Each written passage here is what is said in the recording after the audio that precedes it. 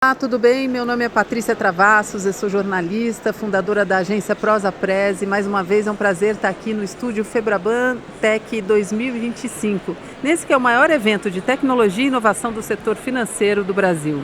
E a gente agora vai falar sobre operações autônomas.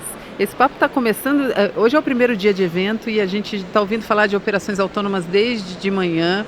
Afinal de contas, não há dúvidas de que o mundo está cada vez mais complexo. Não basta ser eletrônico, não basta estar conectado. Agora as coisas estão ganhando autonomia para tomar decisões, é isso? Estou começando a ficar com medo dessa conversa aqui hoje. Então a gente vai falar de processos inteligentes, autoadaptativos e autogerenciados que utilizam tecnologia de ponta, tendo a inteligência artificial como protagonista para tomar decisões de negócios baseadas em dados. Aqui a gente está falando de automação no processo de gestão e não mais em processos repetitivos de ponta, como a gente já até vem se acostumando nos últimos tempos. É a inteligência artificial ajudando gestores na tomada de decisões estratégicas. Bom, no setor financeiro, essa abordagem tem ainda um potencial de monitorar mercados em tempo real, detectar anomalias, fraudes com mais precisão e proporcionar um atendimento mais assertivo e eficiente. Vai muito além da automatização, como a gente vê hoje em maior escala. E aí, para conversar com a gente sobre isso, eu estou recebendo aqui Bruno Magalhães, diretor e head de estratégias e operações da NTT Data, e a Juliane Paulista Câmara, que é executiva de Inteligência Artificial e Analytics do Banco do Brasil. Gente, muito obrigada por estarem aqui com a gente, por essa visita ao nosso estúdio e pelo bate-papo. Prazer estar aqui. Aqui a gente que agradece aí o convite. Olha, antes de começar o nosso bate-papo, eu queria apresentar um pouquinho melhor a experiência dos dois. Então, vou começar pela Juliane. A Juliane é líder da área de governança e dados de inteligência artificial do Banco do Brasil, com mais de 20 anos de experiência no setor financeiro. É formada em economia, com MBA em sustentabilidade, mestrado em marketing, especializações em inovação e tecnologia. Tem ampla experiência em projetos multidisciplinares e, ao longo da carreira, ocupou posições estratégicas, liderando projetos transformadores com foco em inovação, ética e impacto real, que a gente vai precisar muito, né, de ética nesse momento em que a gente está formando essa inteligência artificial. A missão dela é impulsionar negócios por meio da união entre dados, tecnologia e pessoas. O Bruno é diretor e head de estratégia e operações da NTT Data, formado em administração de empresas com MBA em gestão estratégica e econômica de negócios. O Bruno tem ampla experiência em estratégia digital, eficiência operacional e transformação de negócios. É especialista em modelagem de negócios e otimização de processos e tem liderado iniciativas estratégicas que elevam a performance de empresas no Brasil e na América Latina. É autor de artigos sobre inovação e automação, além de participar ativamente de debates e mesas redondas sobre tecnologia, disrupção, impulsionando a adoção de soluções inovadoras nas organizações. Gente, eu estou ansiosa por esse papo aqui hoje, porque eu estou vendo que a gente está dando um passo além. Se a gente já achava que estava tudo automatizado, conectado e que não podia ficar ainda mais complexo, agora a gente está indo para essa autonomia operacional. Me conta um pouco, Bruno, por favor, qual é a diferença, o que muda em relação ao que a gente tem hoje e é esse próximo passo? Legal. Bem, primeiro, super contente de estar aqui. Esse tema que a gente vai comentar aqui hoje nesse nosso podcast, basicamente é o futuro trazido aqui a tempo presente, né? Basicamente, o conceito de autonomia operacional, de operações autônomas, é a próxima onda da automatização tradicional. Então, se as companhias faziam, por exemplo, automatizações de processos de suporte, imagina uma área de atendimento que você vai lá, desenvolve um robozinho para fazer determinada atividade, ou uma área de finanças que você tem que processar dados, conciliar dados, você vai lá e desenvolve uma automação, que ela tem um script, ela vai seguir esse script, executar exatamente o que está sendo direcionado. Agora a gente vai para o próximo passo, que é trazer a autonomia e a independência para esse ecossistema. O que é isso na prática? Basicamente, esse conceito está sendo acelerado pela ampla utilização da inteligência artificial. Então a gente está falando aqui da conexão da inteligência artificial no ecossistema de processos e tecnológicos, e esse negócio todo ele é inteligente, ele é autogerido. Então você imagina uma operação de um back-office, que ao invés de ter um monte de pessoas trabalhando ali, monitorando algumas automações, fazendo um trabalho mais manual, você tem um negócio que é quase que full digital, e você tem um algoritmo, uma inteligência artificial que ela direciona o balanceamento correto da sua produtividade, do seu custo, que ela se auto-adapta em função da própria experiência do cliente. É um mecanismo, é um organismo vivo que ele se modela em função do cenário que ele está experimentando. Ele toma decisões por conta própria, baseado em performance, na experiência do cliente, nos aspectos principais ali de negócio. Então é sobre isso que a gente vai falar aqui hoje, é o próximo passo da automação. E quando a gente está, afinal de contas, na Febrabantec, quando a gente traz para esse setor financeiro, Juliane, aí eu queria o seu olhar, como é que essas operações autônomas podem operar no Banco do Brasil? Isso já é realidade? Já está em teste ou em implementação? Já é uma realidade para nós, né? E agentes de IA é a tecnologia do ano, né? Do momento, né? É incrível, só se fala nisso. Só se fala nisso, é o tema aqui, né? Deste evento da Febrabantec. Foi o tema também, um dos temas do Gartner esse ano, a conferência. Tanto é que o Gartner elegeu os agentes de IA como a tecnologia mais inovadora para este ano de 2025. E eles sempre gostam de fazer algumas previsões e são interessantes, né? E uma das previsões diz que em 2 anos a gente vai ter 1/3 das aplicações bancárias, sistema financeiro já desenvolvidas com algum agente embarcado. E em 4 anos a gente vai ter já 80% daquelas questões ali do relacionamento com o cliente, demandas, né, que o cliente aberto já resolvidas de forma autônoma pelos agentes. Então, assim, é uma velocidade muito grande nessa adoção, né? Tá todo mundo correndo, obviamente, para não perder o timing, né? De fazer os testes, de escalar, de avaliar todos os riscos também, né? Eu acabei de ouvir um painel e achei muito interessante. A gente está num momento em que a gente precisa equilibrar a mudança com a resiliência, né? A gente não pode nem focar muito só na mudança, porque senão a gente acaba assumindo riscos desnecessários, né? Mas a gente também não pode só focar na resiliência, a gente tem que abraçar a mudança. Então, é o risco da inovação, exatamente, né? Que tem a história do lucro e do propósito, né? Exatamente. Achar, né, esse melhor equilíbrio. A inovação, ela esteve, né, sempre presente na história dos bancos. A gente vê aí, né, há tantos anos já, né, a gente falando sobre inovações que foram muito importantes, inclusive para a economia brasileira, né? A gente está falando aí de cartão de crédito, cheque especial, né? Todo esse movimento aí do Pix. E agora a gente está diante de de um novo movimento que tem um potencial para mudar, né, o negócio bancário, para trazer mais eficiência, mais hiperpersonalização no relacionamento com o cliente, né? Hoje a gente tem uma ampla quantidade de clientes que a gente muitas vezes não consegue dar um atendimento humano, colocar ali um gerente de relacionamento para atender. Com a hiperpersonalização promovida ali pelos agentes, você consegue levar isso, né, em nível de cliente aí em tempo real. Então, assim, são muitas possibilidades. No caso Desculpa te cortar, mas a hiperpersonalização é outra palavrinha-chave do momento, né? Porque os bancos estão realmente preocupados em tratar cada cliente como único e fazer um banco para cada cliente. Isso foi esteve até presente hoje na fala da nossa presidente, né, a Tarciana. É um dos nossos lemas, levar um banco para cada cliente. A gente só consegue fazer isso com inteligência de dados e com todas essas técnicas aí, tanto da IA generativa e agora com os agentes nos ajudando nessa hiperpersonalização. O cliente que se relaciona hoje com o banco é o cliente que abre a Netflix e tem ali, né, uma experiência hiperpersonalizada. É um cliente que abre uma rede social e vê uma experiência hiperpersonalizada e assim por diante. Então, a expectativa dele no relacionamento com o banco é a mesma, né? Que o banco conheça as suas necessidades e antecipe aquilo que às vezes nem ele sabe, né?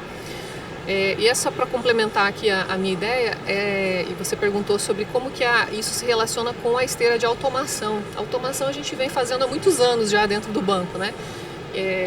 Acho que todos os bancos, e no caso do Banco do Brasil, a gente tem uma particularidade porque temos mais de 200 anos de história. Então tem um legado muito grande para ser transformado, esteiras aí de crédito agro, né, de financiamentos que são bastante operacionais ainda, né? E o nosso desafio é trazer, claro, inteligência e automação para tudo isso.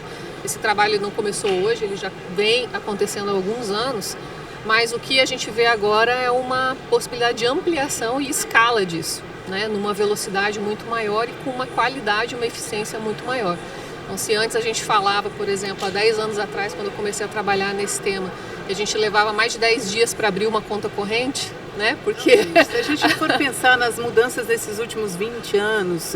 salto, né? Incrível, todo mundo ia ao banco para pagar uma conta, né? Hoje você não precisa fazer mais nada presencialmente. Exatamente.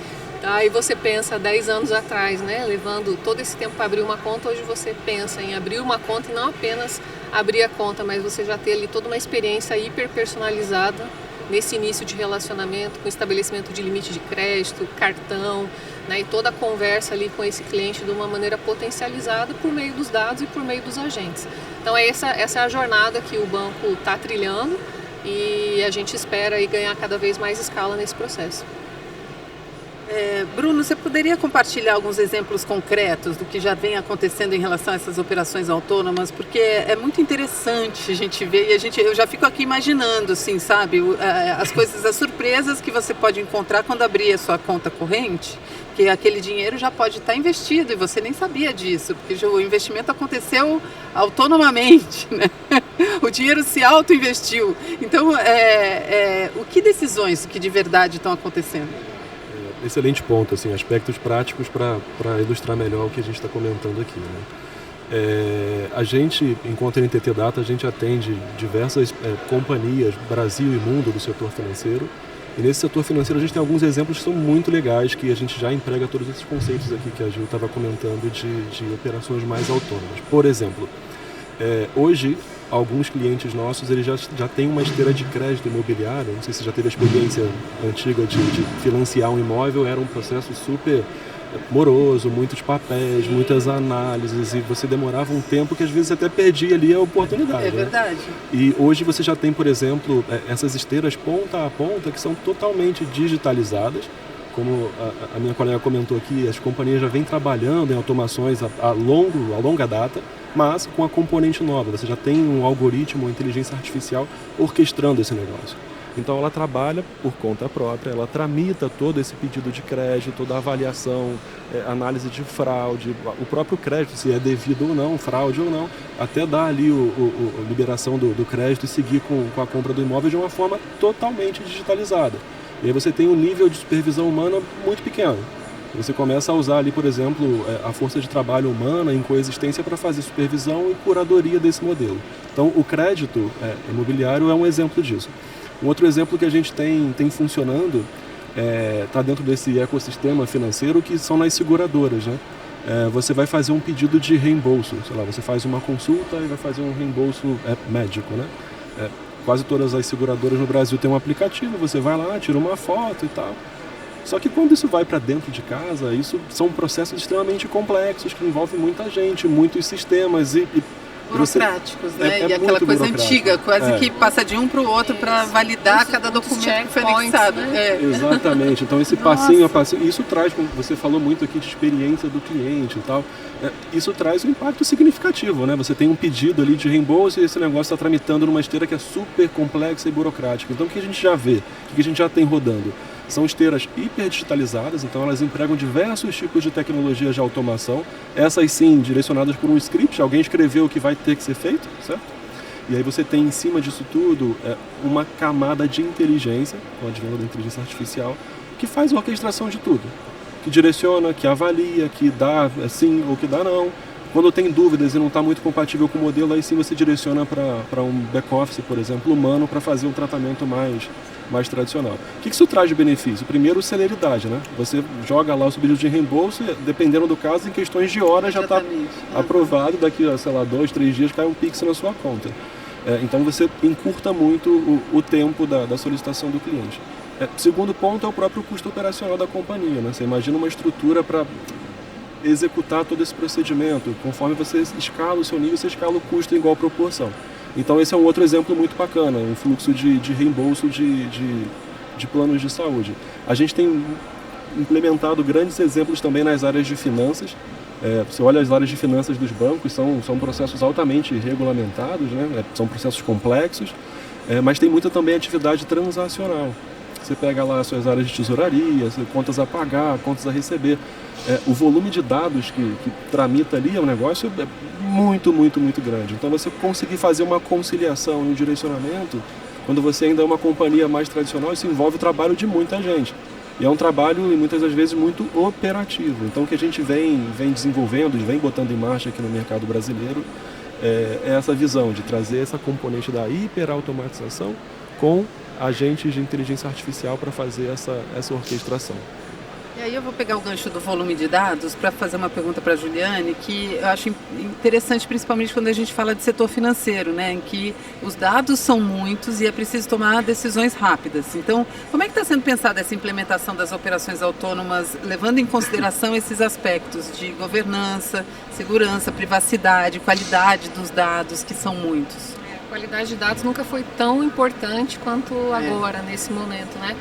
Acho que quando a gente falava de governança de dados aí há uns anos atrás, estava mais relacionado ao compliance, a questões ali de LGPD, e cada vez mais esse tema vem tomando parte da pauta estratégica mesmo, né? Hoje teve presente, por exemplo, no discurso ali, né, dos CEOs dos bancos, eles falando sobre governança de dados, né? Eu, como head dessa área lá, né, coordenando essa área no Banco do Brasil, fico muito feliz, porque os dados são o fundamento, a fundação de fato desse edifício, né, se a gente for usar uma analogia.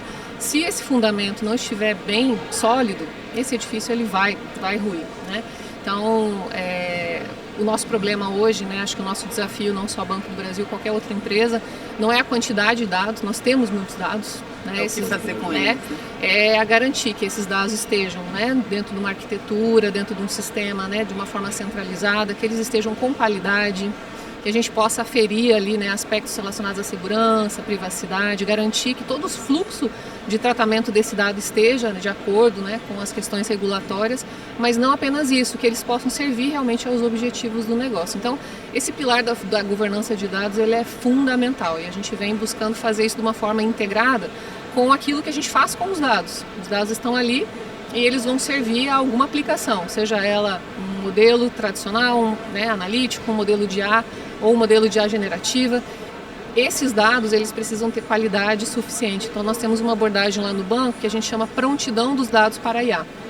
É uma forma da gente engajar, né, as diferentes áreas do banco nesse processo de tornar os dados daquela área, né, daquele gestor específico, cumprindo ali todos os requisitos de qualidade para que esses dados estejam prontos para serem usados nos modelos. Então, esse é um ponto muito importante.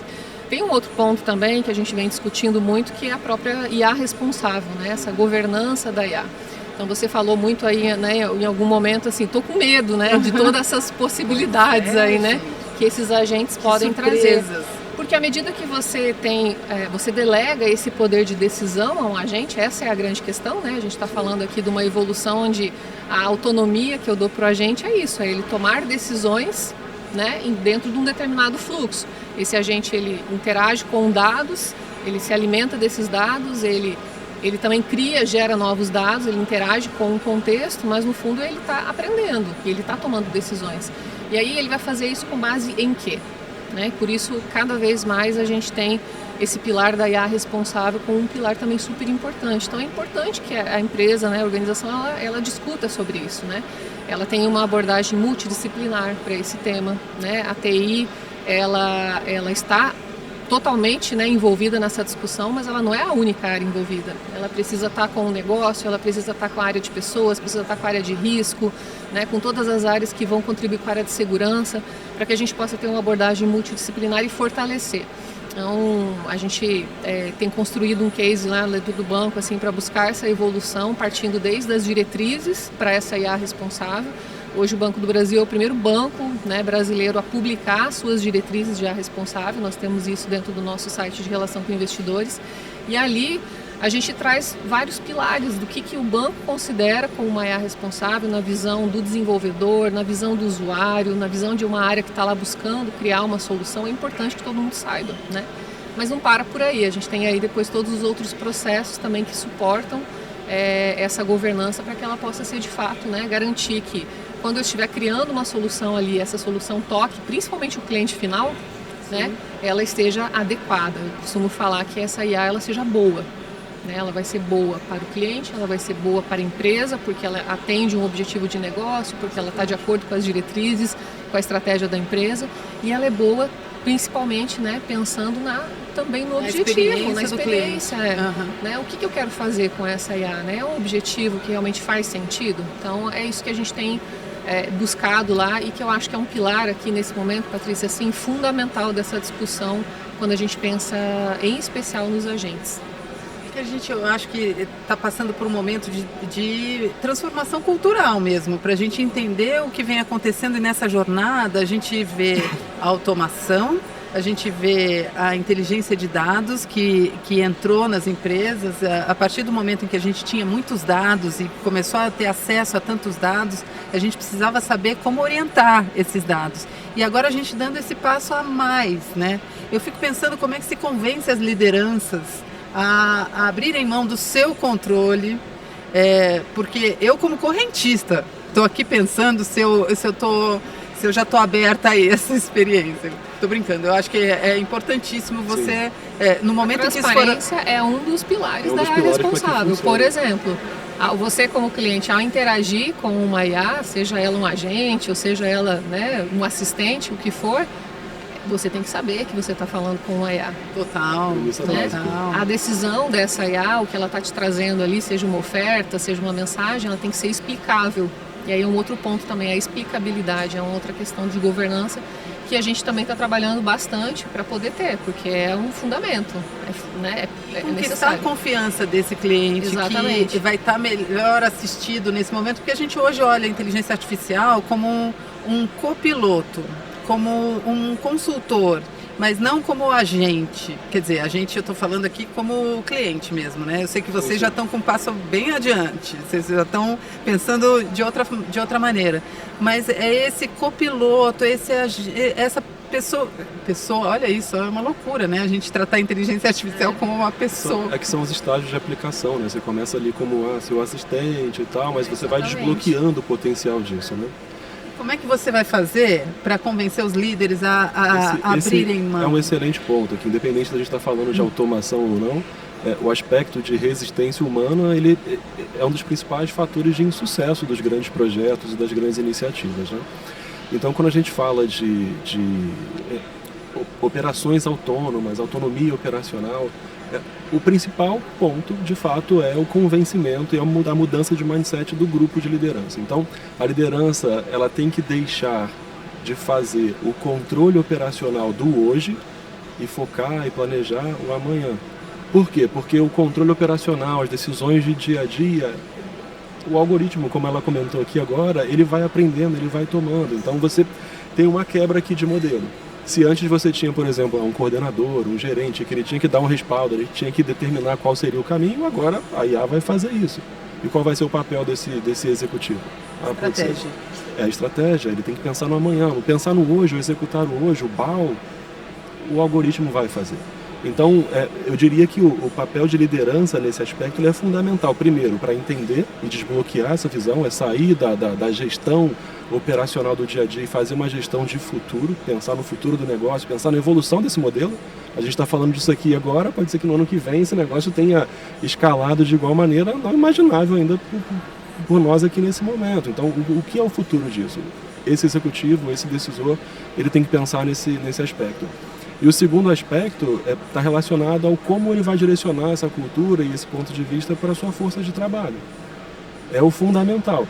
Como ele vai direcionar e fazer um trabalho de convencimento das suas equipes, como ele vai trazer novas capacidades e vai convergir ali capacidades humanas com capacidades tecnológicas para que 1 mais 1 não seja 2, seja 2,5.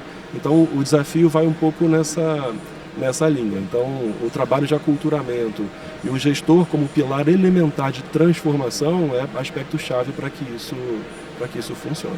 E outro aspecto fundamental é a capacitação dos profissionais, porque ele não é mais o mesmo profissional que trabalha hoje nas instituições, né? E é isso, nem o líder é mais o comando e controle, já tem um tempo que ele não é mais assim, dessa maneira, que ele controla tudo, as pessoas têm suas responsabilidades, estão engajadas com as suas próprias responsabilidades, mas é diferente agora. Agora, esse pensamento estratégico também é um talento para muitos, e eu nem sei se todos os profissionais têm, né?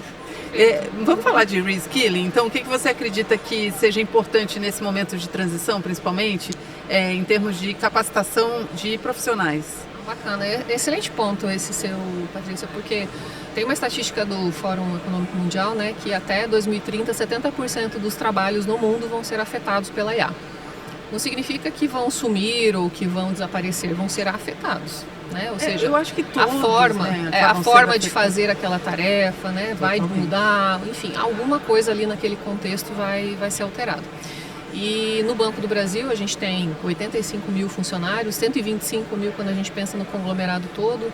Temos uma atuação no Brasil inteiro, são ainda, né, várias agências, vários colegas que estão lá na ponta atendendo o cliente. E ano passado nós fizemos um grande movimento de capacitação, né, foi o Academia ABB, foi uma iniciativa aí que ganhou alguns prêmios, exatamente para poder fazer o que nós acreditamos, que é democratizar a IA. Se nós não levarmos esse conhecimento para todos, e aí não vai ser o mesmo conhecimento para quem está numa área estratégica, ou numa área de desenvolvimento, numa área de TI, para alguém que está lá na ponta, às vezes operando, sendo usuário da ferramenta, a gente precisa fazer as adaptações, mas todos precisam conhecer, né? Todos precisam perder o medo, todos precisam saber como é que tira o melhor proveito dessas ferramentas, né? Para aplicar ali no seu dia a dia, no seu trabalho. Então foi um processo muito bacana aí que a gente rodou no ano passado. Foram mais de 65 mil colegas que fizeram, né, os treinamentos, e para este ano agora, e puxando o gancho aí da sua pergunta e a resposta do Bruno, o nosso grande foco é a liderança. Então nós estamos aí lançando um programa para cerca de 2 mil líderes do banco, chamado Líder Digital, em que a gente vai exatamente falar sobre inteligência artificial, sobre ciência de dados, sobre analytics, sobre cultura analítica, sobre todo esse movimento, né, que nós estamos vivendo agora, em que a gente tem um líder com essa mentalidade, que nós precisamos que ele tenha essa mentalidade estratégica, mas ao mesmo tempo a gente precisa que ele tenha a capacidade de colocar a bola no chão, né, aquele momento de respirar e falar, não, esse momento é um momento da gente pensar, avaliar, né? Tem a hype, tem a velocidade, tem o timing da mudança, mas tem também algo que é super importante que a gente fala lá no banco, que é a gente definir uma boa estratégia.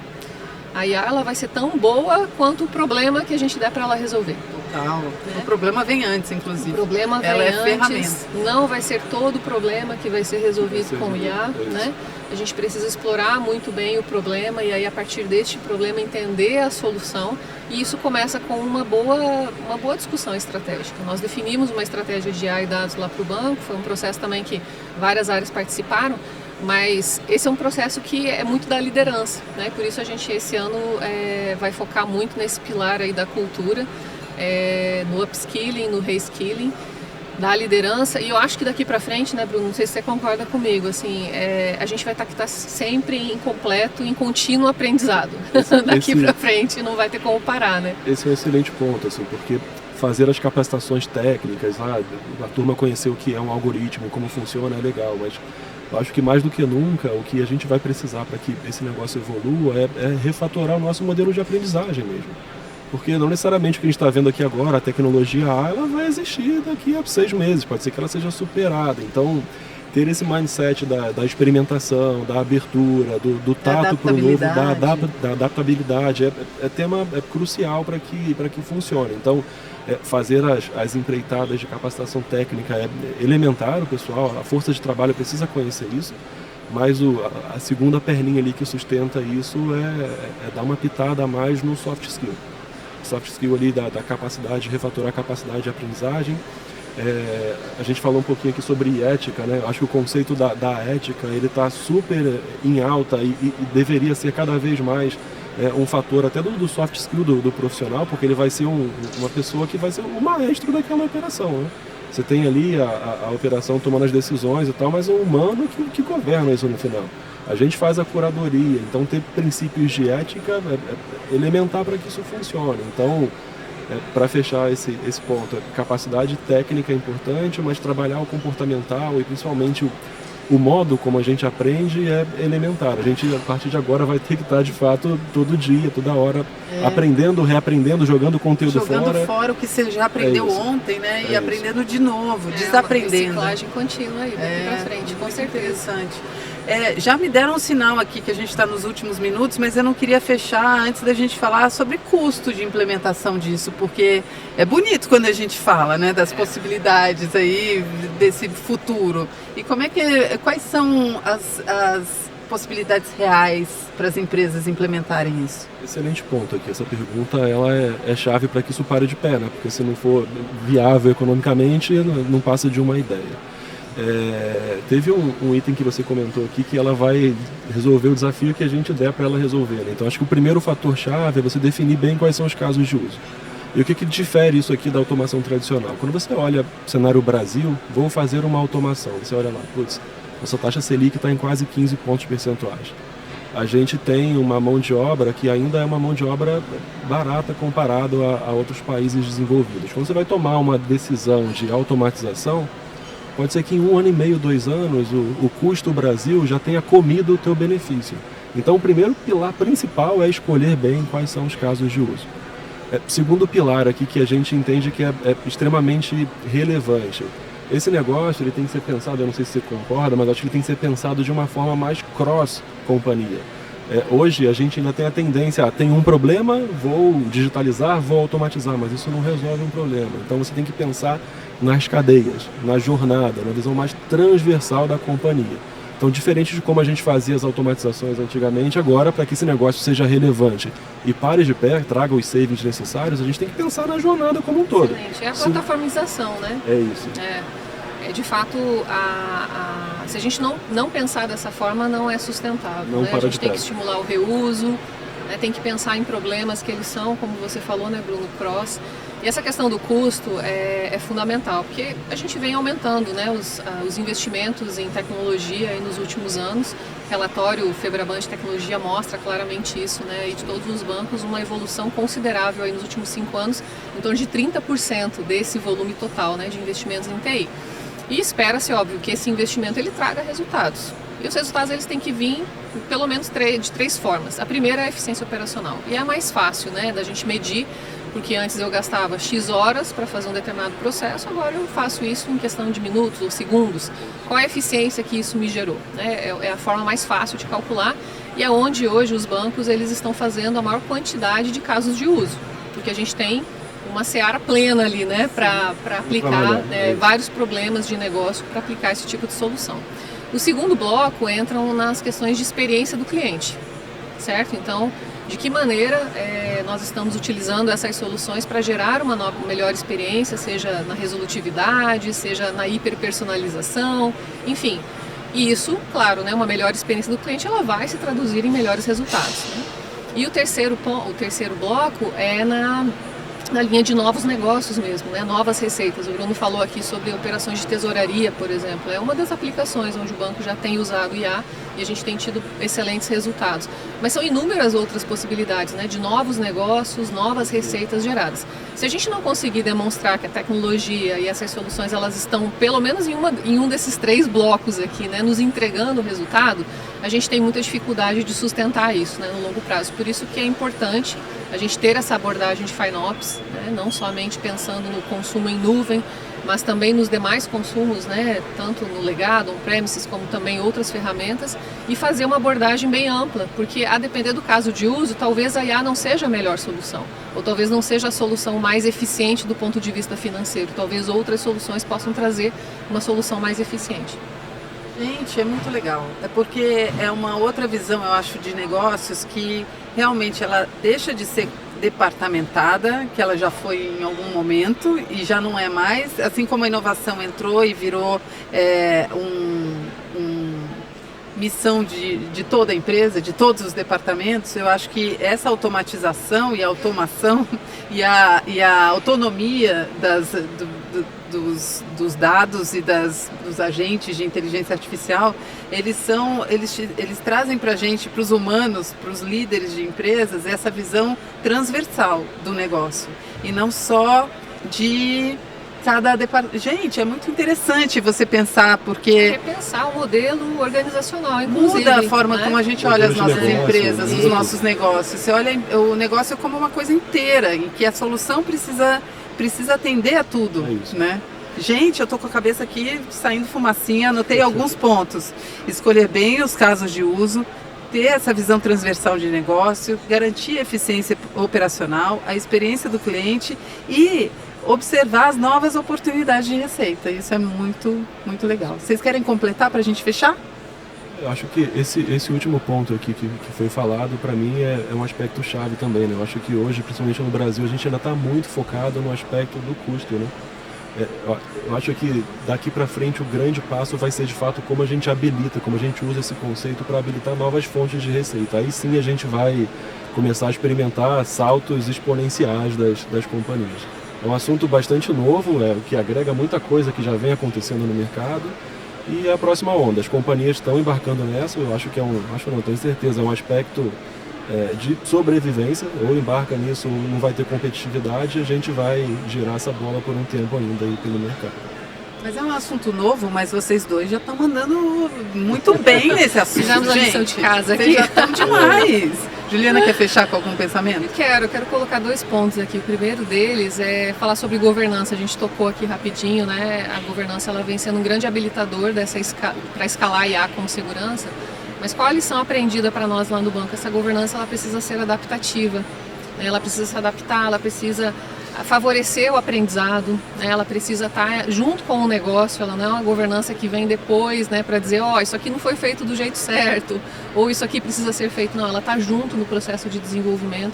E essa vem sendo uma lição aprendida para nós, assim, sabe? A necessidade da gente fazer a inovação acontecer, mas ao mesmo tempo fazer isso, né, da forma adequada, embarcando a governança. E eu estou falando aqui de definições políticas, de catalogar os casos de uso, de passar isso dentro de uma esteira, né, de aprovação mínima, de a gente avaliar os riscos, porque o banco ele não vai sair fazendo ali, assumindo riscos desnecessários, né? A gente vai fazer isso, claro, com muita segurança. E o segundo ponto, para fechar, é o ponto das pessoas, né? Tem uma frase que a gente costuma colocar no final das nossas apresentações lá no banco, que é que sem pessoas, nem mesmo a melhor tecnologia terá impacto. A gente fala muito sobre tecnologia e sabe o poder que essas novas tecnologias têm e vem trazendo, né, todo o potencial, mas a gente nunca pode esquecer que isso vai ser feito por nós, né? Vai ser feito por um time, vai ser feito, então a gente ainda precisa sim de líderes, a gente ainda precisa sim de pessoas, de profissionais com capacidade, com competência e fazer, né, esse cuidado com as pessoas, não só no aspecto da capacitação, mas de tornar, né, as pessoas parte desse processo, acho que é também fundamental nessa jornada. Bacana. Queria agradecer de novo, então, Juliane Paulista Câmara, de Inteligência Artificial e Analytics Executive do Banco do Brasil, e Bruno Magalhães, diretor e head de Estratégia e Operações da NTT Data Europe e Latam. Muito obrigada, adorei o papo, achei incrível, me colocou com a cabeça no futuro. Eu espero que todo mundo aí de casa, do escritório, do trânsito, da academia também tenha se sentido em 2050, sendo que a gente está em 2025 e isso já está acontecendo. Agradeço também quem está aqui fora ouvindo o nosso papo, aqui em torno do estúdio Febraban Tech 2025. Muito obrigada e até o próximo papo.